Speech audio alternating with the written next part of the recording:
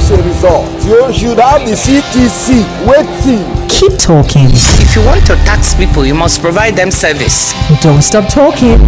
If anybody is telling you that I'm a mole, that person is just being mischievous. Hey, it's your right to talk. We are Voice of the People. Let's talk. Tune in for all the action.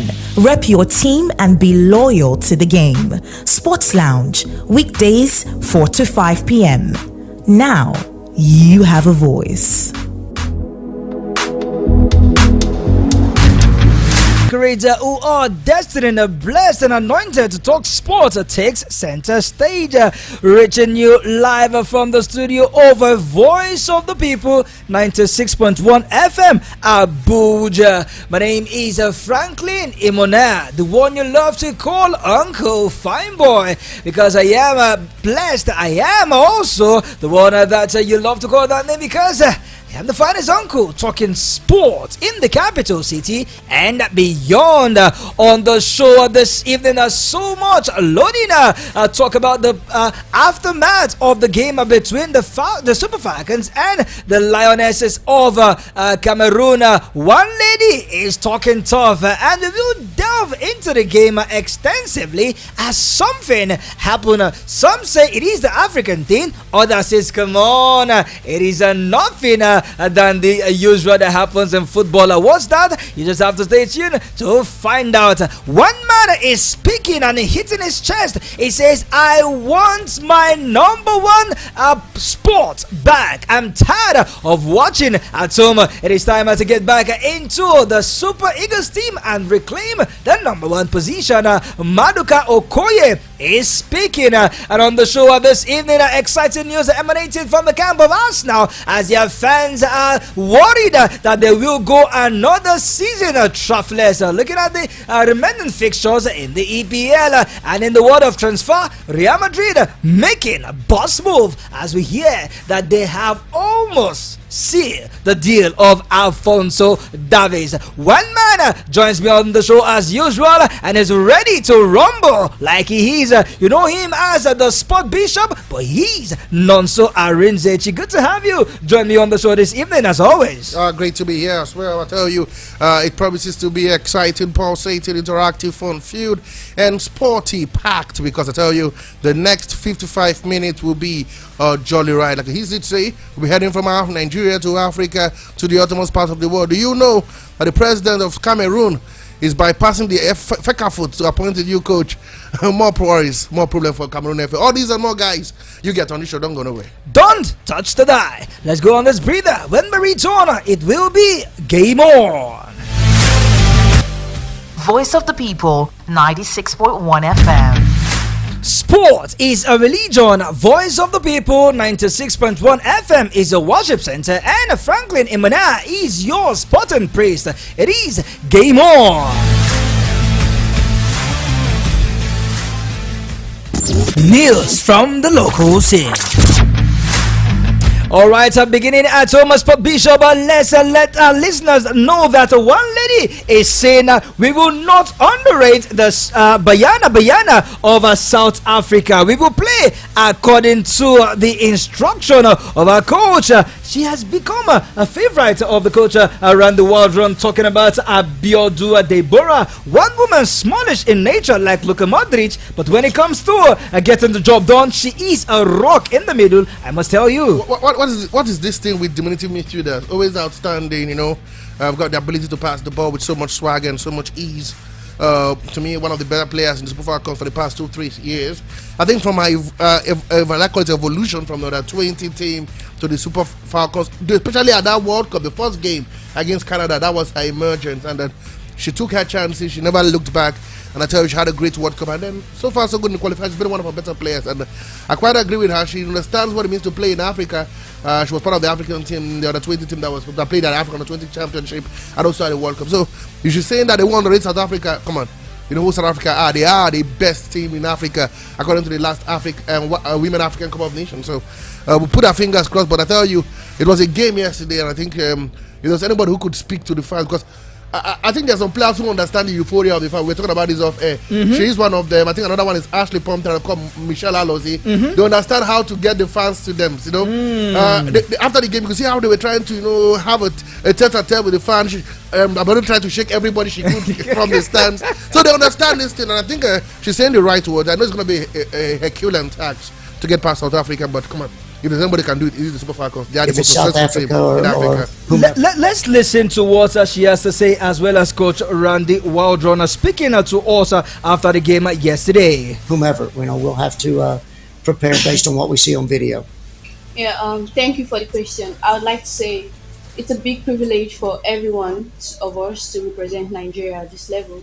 And we are so privileged and so thankful for the opportunity. We don't tend to take any of it for granted, and likewise, we're not going to take our opponents for granted. We would follow our coach's instructions and follow how he wants us to play, and I'm sure by God's grace and with the support of every Nigerian out there, we would overcome South Africa. Of course, there is a strong side. Every team is a strong side. Football is developing in every country, so we are not underrating anybody.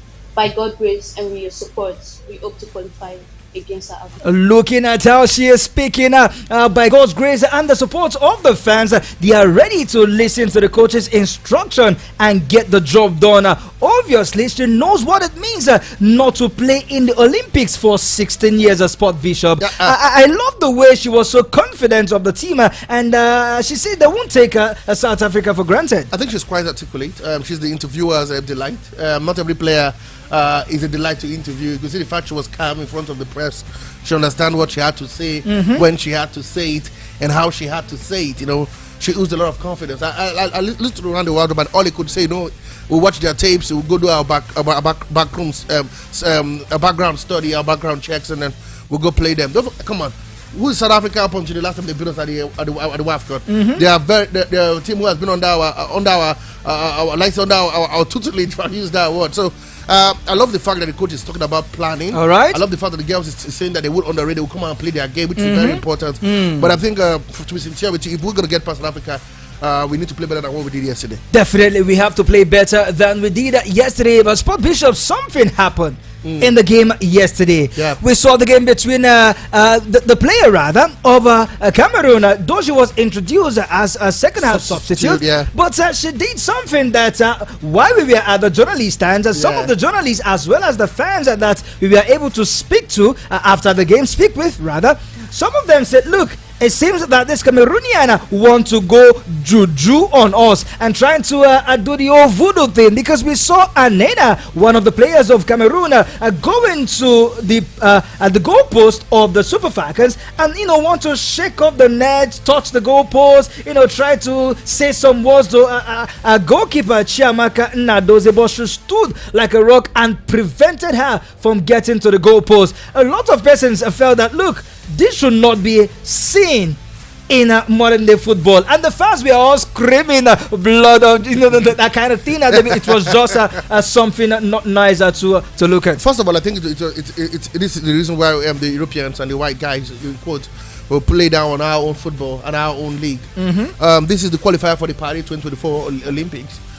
Funny enough, I was at the stands like this, and I laughed it all out because 45 minutes ago you were at that end as well. So what must she have done in less than 25 minutes or never less can than 15 tell. minutes that can turn the tide around?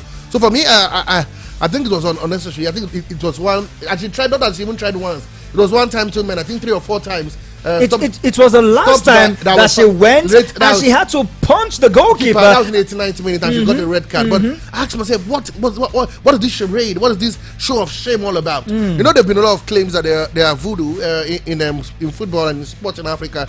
There was claims that the goalkeeper, we saw pictures at the Afcon where the goalkeeper of Ivory Coast, Traore, if I'm not mistaken, that's his name, was with beads around his waist. And I asked myself, who did the check? Because you're not allowed to wear jewelry, rings, or anything to get into the pitch of play. So who was with him when they did the checks and allowed him to walk into the pitch of play with those beads? So it's funny enough, it's African football. It's something that, but I think it's unacceptable. It's something we should not accept. I think, to me, I don't believe that there is voodoo in sport. I think that in sport it's all about being you prepare very hard, you play good football, you win your games. So to me, it was a show of shame, if you ask me. After the game, I was able to speak to Randy Waldron and Deborah concerning the incident that happened yesterday. Yeah. And this is what they have to say. Deborah may be more qualified to answer this for me because number one, I don't believe in voodoo, so I don't know what all of that was about. But Deborah, I'll let you. Yeah.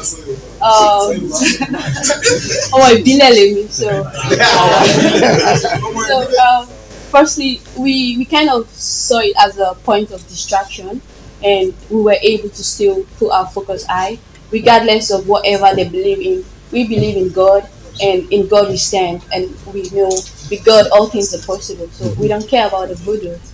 Again, we don't care about the voodoo. We believe in God and we believe in what we can do. Just as I said, she is well articulated. Absolutely. Ati, as I said, she's an interviewer delight. Not every player you bring to the press room would sound this confident and this articulate. You could easily understand where she was heading to, and she knew what, like I said, she knew what she wanted to say, how she wanted to say it, and how she wanted to put it to the press. So you can't even twist it. You can't twist the story. You can't change it. She said it clearly. So I love the fact that she said she doesn't believe in voodoo. I do not. I believe it's garbage in, garbage out. When you play football in that level, you know that when you prepare for a tournament, you play good football, you get the required result. Forget about the hula baloo, the semantics around all the.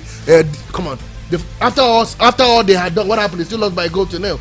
It tells you that the Super Falcons should be able to, play good football. Forget about what they do. Like I said, we've done our homework, done our prayers in our homes, and hopefully when they come on the match day, I wish it was more than 3, so that they would have taught the lesson I wanted them to hear. That all these things doesn't matter in football. It doesn't matter in football. One thing that matters: go into the pitch, get the job done, and the result will definitely do the speaking. All right, away from the Super Falcons and Sport Bishop, let's touch down the camp of the Super Eagles. But this time, are not in camp actually, but one man away from camp is speaking, and he says he wants his number one spot back. Former first choice goalkeeper of the senior national team of Nigeria, Maduka Okoye, has declared his readiness to return to the team as a team's first place goalkeeper. Okoye has established himself as the undisputed first choice for Italian Serie A side Udinese, and recently made the team of the week for his performance against Juventus 2 weeks ago. It was his third clean sheet of the season in 9 games. But one man is a fan's delight at the moment, and that's no other but Chief Stanley Wabali. One man that stood tall for the Super Eagles in the just concluded Afcon. But Maduka Okoye is saying, look, Chief, it is time I take you out. It is time I get back to the position of the number one sport for the Super Eagles, Sport Bishop. With the way Maduka Okoye has been playing of lately, do you see him as the ideal replacement or the ideal man for the Super Eagles going forward? Or is Stanley Wabali's performance a fluke? You know my take on Stanley Wabali? Please remind me. I still think he wasn't tested as much as we think he was at the African Cup of Nations. Not to take anything from the Afcon. I think he had a great Afcon. 4 clean sheets in 7 games, kept Nigeria in the tournament so many times. But I tend to agree with the likes of Austin Jejo. Because still believe that he wasn't tested that much. The back line of Truth Ekong, Calvin Bassett, of course, don't forget this Emelogo Ajayi. They held their own in that competition as well. So that's my own cue. But could Maduka Okoye just stumble back into that number one choice goalkeeper? That's a big question mark. But don't forget, when he was invited to the Super Eagles, I was one of those who said no. What his CV look? What does the CV looks like? This guy keeps in Paderborn in the Division 2, if I'm not mistaken, of Fortuna Düsseldorf, and then at some point he was in Sparta Rotterdam, and then Johan Sparta, Division 2 of the Bundesliga. And I was not really a big fan of Maduka Okoye then. He started so well, I think quite young, but we also saw that he was quite inexperienced and he wasn't ready for the Super Eagles jersey. Fast forward 2 years later, I think he looks a better goalkeeper. First and foremost, he's not playing regularly for Juventus in the Serie A. Like you did say, he has kept 4 clean sheets in like 7 games. He's had a great run for Udinese in his club side, which is very key for a goalkeeper. I think for a goalkeeper, you must be having playing time. It's important that you keep game after game after game after game, which is very key. And for me, I'm happy for him that the fact that he has rejuvenated his career, rebirthed his career, and is now doing good. Maybe should it be proper Super Eagles? The answer is yes. Maybe as a competition for Stanley Wabali, very important, very very key. I think. All right. It's to throw him into the first choice group will be a disservice to Wabali and what he did at the Afcon. For me, all right. I need help. You see, Super Eagles not learning curve. You know my take. Of course. It is a place for healthy competition. The best players should gather for the Super Eagles. And talking about a healthy competition, you look at Cameroon, our next door neighbor. They have a certain Fabrice Ondoa exactly. who plays for names. You also have a competitor of Manchester United, Andre Onana. Andre Onana, of course, family members. Oh, family thing. Family stuff. You know? In the family, in the national team, yeah. And you can see that these two are top goalkeepers for the Cameroonian national team. So if you have some, or if you have same rather, for the Super Eagles, it won't be a bad idea. The best player should play for the national. German national team has 3 world-class goalkeepers, but only one can be in the post. It just gives you that competition. That it keeps goalkeeper on the edge, keeps him getting better, getting sharper, getting shall I say, bringing him to the next level. Ondoa won the Afcon. Another hasn't. As much as we know he's the first choice in Cameroon, and though he lost the issue with the Kabek song, and he lost his issue, we'll go to that at some point in the show. But I think the fact that they have even a Passe, when he was played at the World Cup, he had he came a clean sheet against Brazil. So that's Davis and Passe. So it's good to have the best hand. If Madueke is good enough, get him there. If a better goalkeeper like maybe Otto Okonkwo we hear has switched from El-Rufai to Nigeria and he wants to be part of the team, get him there. Former Arsenal goalkeeper. Exactly. All we want is the best hand in goal for Nigeria. Talking about the best, that is definitely what we want going forward for the Super Eagles. And talking about going forward, let's touch down at the only team representing Nigeria in the continent. Talking about the CAF Confederation Cup, no other but Rivers United. But then ahead of their crucial final group game of the CAF Confederation Cup, their opponents are talking about Dream FC of Ghana. One of their strikers in person of Anjaniama Boateng has come out to say that we are ready to beat Nigerians at Rivers United right here at their backyard, despite the Ghanaian side making it being a debut in the competition. They secured a narrow 1-0 win over Club Afcon of Tunisia on Sunday to go top of the table, and they are ready to dump the pride of Rivers right here in Nigeria. This guy is talking tough for Boateng. He said, "We do not fear you. We are not afraid. Right there in Port Harcourt, we are going to beat you blood black." This is a team that does beat Club Africa. You know what it means to play Club Africa in African football. They're a team based in Egypt. To get them and beat them by goal, it was a surprising result this weekend. It tells us that these boys, they mean business. So for Genia and his boys, they now need to step up. The likes of Inyima Yangwa, Paul Aqua, they need to step up. Now we know with that win against Club African, they have put the Rivers United team in a precarious situation, meaning that for them to get through to the next round, they must win Dream FC at least by 2 goals. 2-goal margin. A 1-0 victory will not be enough. A 2-1 victory will not be enough. It has to be 3-1, so they will have a better, because if they win that game, Club African, Dream FC, and of course Rivers United will all be on 12 points. Exactly. But Rivers United will have a better goal difference and dump Dream FC out of the competition. So it's in their hands. I love the fact that they're playing at the Adokia Marshall Stadium in Port Harcourt. I love the fact that, like I said, they know what to do before the whistle is blown. It is a 2-goal margin victory. And it's doable, absolutely. We've seen Rivers United score goals in reckless abandon in front of their home fans in Port Harcourt. They'll be playing Party at the Gospel Bible Stadium. I know it's home away from home, but come on, man, it's Nigeria. They're not playing in Sudan or maybe Uzbekistan. So for me, they know the job. They have to get the job. It's very doable. They've got players scoring goals, especially in the Nigerian Premier Football League. And I wish them the best of luck, and I think they can get the job done. But the Dream FC, with that result against Club African, have put themselves in a very good place. All they need to do is go. They don't need to win the game. Just play a goalless draw, and then they knock out the African champ. Don't forget the last edition, Nigeria got to the quarterfinals. Yeah. And we hear the Uganda and his boys are talking about doing better. They can't do better. They cannot get out of this group, which is very key. Dream FC presently atop the group with 12 points, while Club African and Rivers United stays second and third respectively with 9 points each.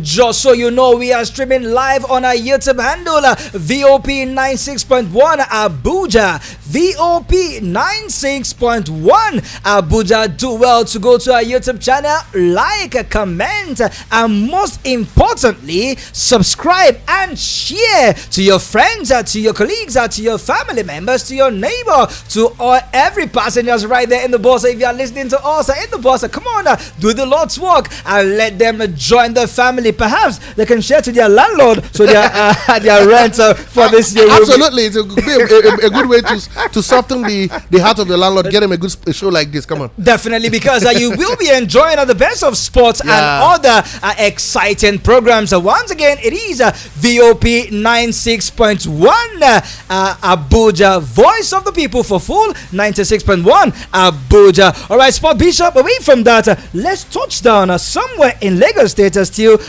looking at local stories. As something tragedy happened while games was being played.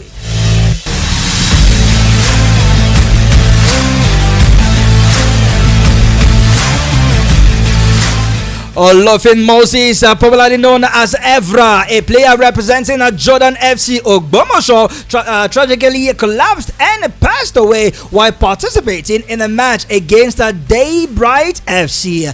Eyewitness recounted that during the Coaches Cup competition, Moses suddenly collapsed despite not being in direct contact with the ball or any players.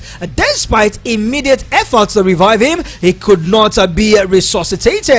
He was pronounced dead upon arrival at the Laruke Akintola University of Teaching Hospital, Lautech, and his body has been taken to a morgue. Spot Bishop, this is the kind of story that we say with the other side of our mouth and with a broken heart. Such a young guy, according to the coach, his financial and mental contribution to the team is something that every player in the club has felt his impact. Losing such a young boy, it's something that my heart bleeds. I think the question mark has to go to the medical team on ground. What did they do? When he report was that the guy fell without any contact in that game. How did the medic react? Because we've seen issues like this. Don't forget, we had one with the Nigerian Premier Football League some few years back. I think Chisom, if I'm not mistaken, where he fell on the ground and they couldn't even start the ambulance. There was no fuel, and remember that issue. That was at the Lafayette Township Stadium sometimes in December 2019. I was there actually at the game too. Then I was. Let us keep the other part of it. But it was a dreadful event. Absolutely. So when I saw this news earlier this morning, I was big sad. But come on, we wish the family the fortune to bear the loss. Unfortunately, it's a big loss not to football in Nigeria, but the football in the whole world. And we've lost the star. But come on, we wish the family best. Hopefully, the team will move forward. The coach will move forward. And like I said, I don't like talking about this, but like I said, I bring back the question mark to the medical team on ground. What did they do to ensure that we've seen people slump in Europe? And even with a cardiac issue like the likes of Ericsson and the rest of them, and they still found a way playing back football. There needs to be something done about our medical teams, especially those here in Nigeria. All right, in response to this devastating event, Alhaji Bashiru Abdulaziz, chairman of the NFCA Ogbomoso Council, announced the suspension of all football activities in the town until further notice, stating the Coaches Cup has been suspended and no training activities in all our clubs until Wednesday, the 28th of February, to mourn the departed. So, and that's tomorrow. Meanwhile, Coach Ayola Oyantoye David, also known as Fele, expressed shock and grief over Moses' sudden passing, emphasizing the players appear healthy and jovial before the match. He described Moses as a committed and supportive player, highlighting his financial contribution and encouragement to the team. The family has been grieving, his teammate has been grieving as well, and it's such a painful loss. We hope going forward, despite this competition being more like a local game, but it deserves every attention. It deserves every medical respect that it should get. I love the fact that the games have been postponed. All we need to know is now find out what went wrong, how did things go wrong, and then always ensure that they find a way to curb that issue, which is very key. Like I think it's about reassessment right now to ensure that this doesn't happen again, especially in our own football. All right, Sport Bishop, any news from the local scene before we jet out?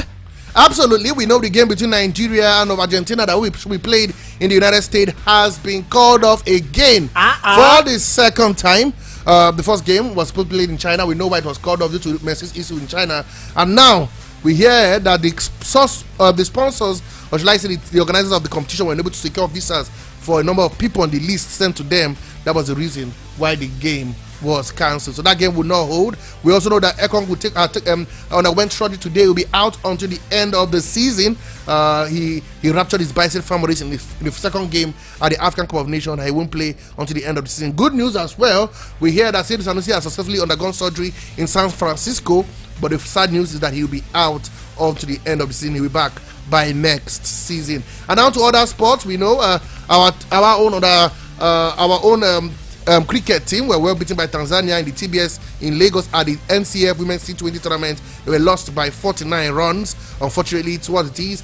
We also know that Tobiloba Amosu will not take part in the World Indoors Championship in Glasgow, as she's set to skip the event to focus on the 2023 African Games. And that is a good one for her to also help her maintain her physique and maintain herself so as not to burn out when the African Games eventually start. And that's the story that I was talking about earlier on. One man, let's just jump to Africa before we leave Nigeria and Africa. Somewhere to Philips, we hear that the president of the country, just a few weeks after the completion of the Afcon, as the crisis rocking the Fecafoot hits a greater height, the president is said to name, not the Fecafoot, the president is said to name the new coach of the Indomitable Lions. The stakeholders across the country has continued to power pressure on the president of Fecafoot's Eto following the poor outing of the country in the Afcon. Don't forget, we talked about yesterday that the certain Regabec song here has been coaching with a diploma certificate that we say was fake.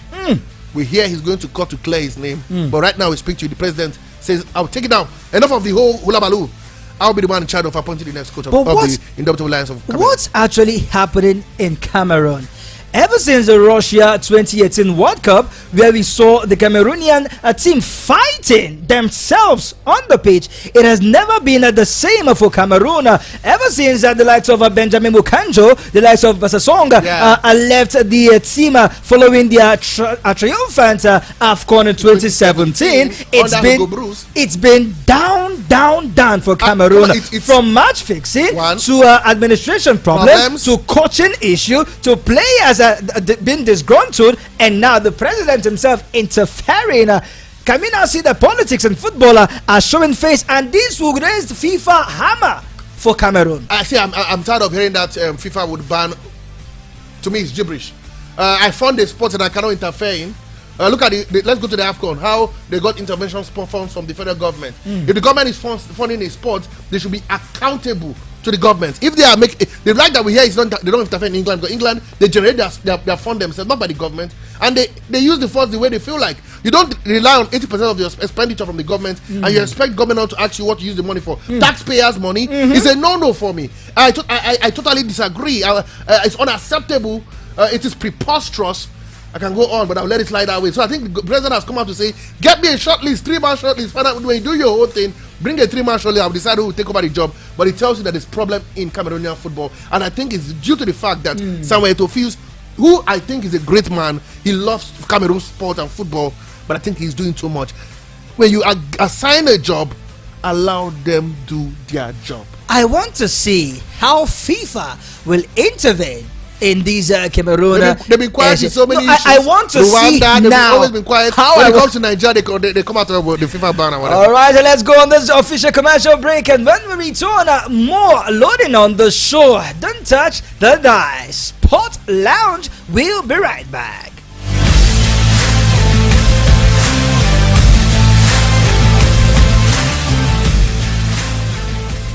VOP 96.1 FM. Do you like what we do? Want to see some more of us? Head over and meet us on YouTube, Insta, and Twitter. At Voice of the People 96.1 FM. Share us on your socials. Tell everyone. Send us a message. We'd love to hear from you. Follow us at Voice of the People 96.1 FM. See ya. Glory to God and to the Lamb. Beauty Brotherhood of the Cross and Star presents the Everlasting Gospel Movement on Radio every Saturday, 6 to 7 p.m. on 96.1 FM. Tune in and be blessed. Thank you, Father.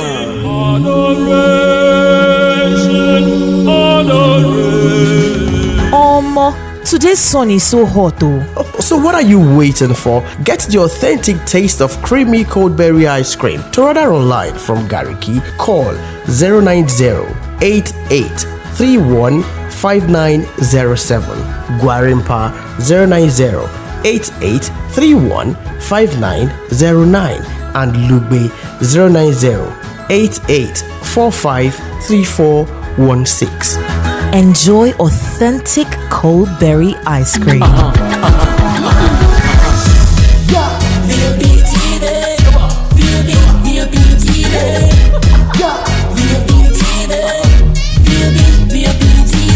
We have been serving you hot and fresh content on radio, and you have been loving it. Now we're taking it further.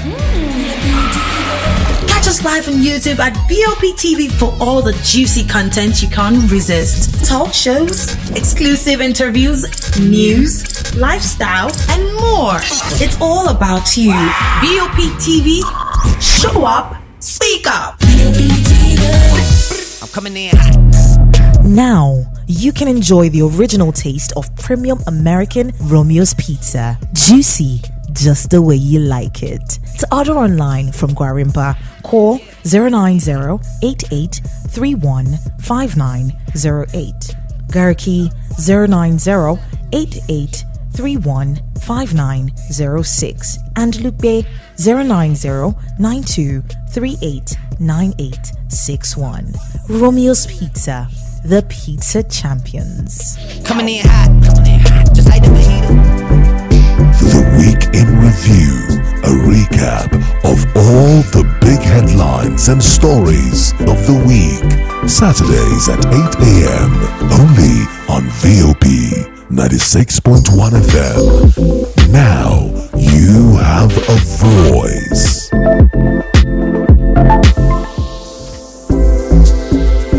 As a sharp business owner, you know you need to advertise your business, right? Don't lie, you need the adverts. So what better platform to advertise than with VOP 96.1 FM? Our rates are friendly, our reach extensive. Take that bold step and advertise that business today. Give us a call on 080-766-06162 or visit our office at number 4 Ogbomosho Street, Romeo's Pizza Building, Area 8, Abuja.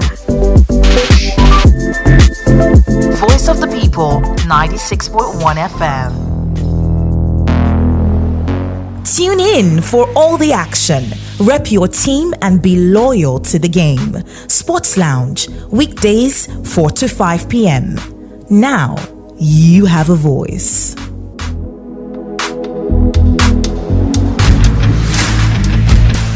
Voice of the People, 96.1 FM Abuja. This is the voice of Franklin Imona, the one you love to call Uncle Fineboy. And together, I've got Nonso arranged, the one you know as the Sport Bishop. And together, we have been driving you home and giving you a great, exciting sports stories all across the globe on the show Sport Lounge that comes your ways every Mondays to Fridays at exactly 4 p.m. It's all about sport, and this is the second half of the show. Good to have you join us, and good to have you been following us since we come on board. And just so you know, we are still streaming live on YouTube, VOP 96.1 Abuja, VOP 96.1 Abuja. Do well to go there, like, comment, and of course share, and most importantly subscribe. Spot Bishop, are they paying for subscription? Come on, just free, man. Just go in there and click the subscribe button, and also the notification button where you get to know when everything live comes up on the channel. Don't forget as well, you can follow us on our social media handle on Voice of the People 96.1 FM Abuja, on Instagram and of course you can also get to know about everything happening on the station. Don't forget you can also watch it on the go, listen to it as well on the go. On Radio Garden, it's live. You can watch it, listen to it on the go, watch it live on YouTube. So you've got different variety. All you have to do is just stick to the station, because we're bringing you the juicy details every day and any day. So you have no excuse not to be listening to a VOP 96.1 FM Abuja. Neither do you have any excuse of not watching us right on YouTube. Alright, Sport Bishop, let's move over now to the foreign scene as bad news emanating from the camp of Stamford Bridge. You know I love to bring bad news from that place, right?